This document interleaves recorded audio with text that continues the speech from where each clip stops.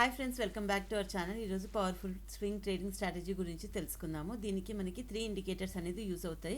First వచ్చేసి 10, 20 and 200 simple moving averages. So time frame వచ్చేసి వీటిని మనం 4 అవర్స్లో యూజ్ చేయాలి. సపోజ్ మీరు పొజిషనల్ లేదా కొద్ది టైం ఇన్వెస్ట్మెంట్కి ప్లాన్ చేస్తున్నా అంటే 1 డేలో కూడా యూజ్ చేసుకోవచ్చు. బట్ స్వింగ్ ట్రేడింగ్కి 4 అవర్స్ యూజ్ చేయాలి. సో కండిషన్ వచ్చేసి 10 మూవింగ్ యావరేజెస్ 20 మూవింగ్ యావరేజెస్ని క్రాస్ చేసినప్పుడు మనం బులిష్గా కన్సిడర్ చేస్తాం పై సైడ్కి. అదే కింది సైడ్కి క్రాస్ చేస్తే బేరిష్గా కన్సిడర్ చేస్తాము.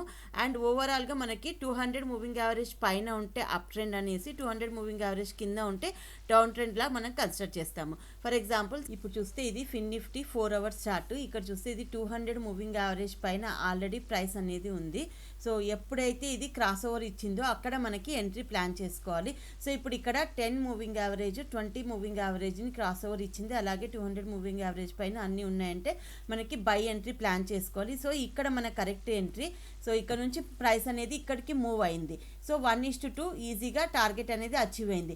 మళ్ళీ సెకండ్ టైం ఎప్పుడైతే క్రాస్ ఓవర్ ఇచ్చిందో మళ్ళీ మనం సెకండ్ ఎంట్రీని కూడా ప్లాన్ చేసుకోవచ్చు. ఇది సెల్లింగ్కి ఎగ్జాంపుల్. ఇది Nifty 4 hour chart. Price 200 moving యావరేజ్ని అప్రోచ్ అయింది.